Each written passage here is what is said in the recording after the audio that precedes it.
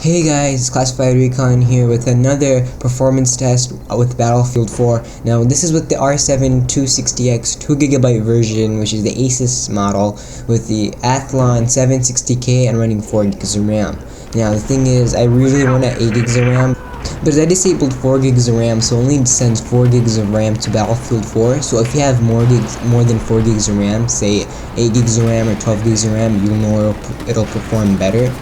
Now if you have 4GB of RAM, you'll know it'll perform at what I'm running at, hopefully. Now, the current settings I'm running at is what I found to work best with Battlefield 4 in this particular case. Some maps that have lots of particles and effects usually have a higher impact on performance if you have your effect settings turned up. I found that running on high settings for textures really doesn't affect FPS that much. The bottom three, including post-processing, anti-aliasing, and the bottom three that I had turned off, I'm not sure what that last one is, I found that that majorly affects your FPS, that's why I have it turned off.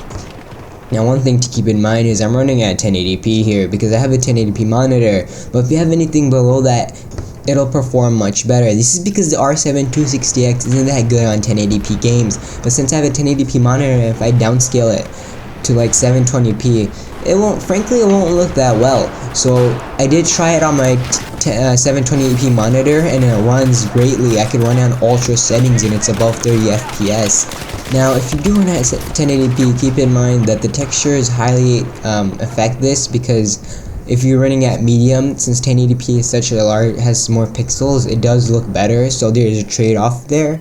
So yeah, so if you have like the 900p or the 720p, maybe it won't look as sharp or anything, but it'll perform tons better compared to 1080p, because R7 260X isn't fit for 1080p gaming.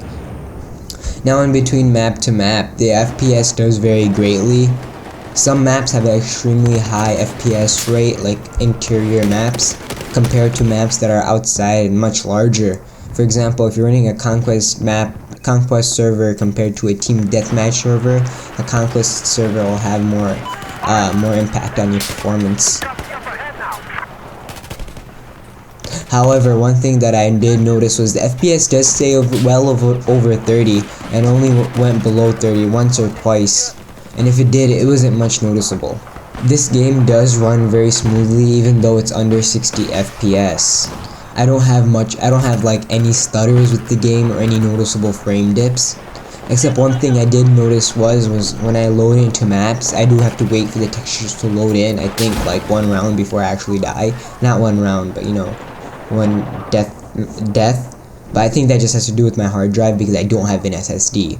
Now that's another thing, I have very massive load time, but I'm pretty sure on the forums I read, this is just because I have a hard drive. If you do have an R7 260X, there is one upside to it. It's called AMD Mantle.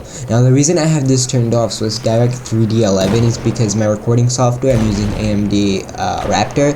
Sometimes it doesn't work and sometimes it does. And this is as well as DxTory and MSI Afterburner. It doesn't recognize the game. It does, but it doesn't show up in the corner. So actually I disable it.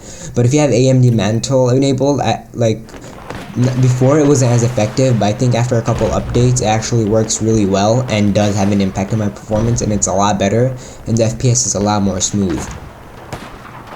Now one thing is, if you're playing single player, the FPS is much significantly higher than in multiplayer.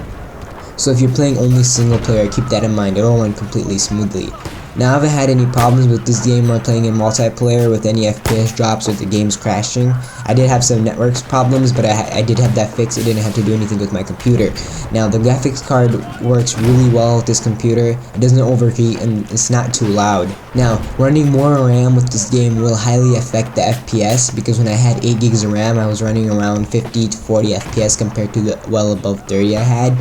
That's all for now. So if you're having any FPS problems or issues, even with this graphics card or the processor, if you're having any lag issues or spike issues, make sure to comment down below. And if this video helped you at all, make sure to comment down below, like, comment, and share. Hopefully this video helped you guys out. And if you're looking to buy this game, make sure to check it out or get the Origin trial. That's always an option.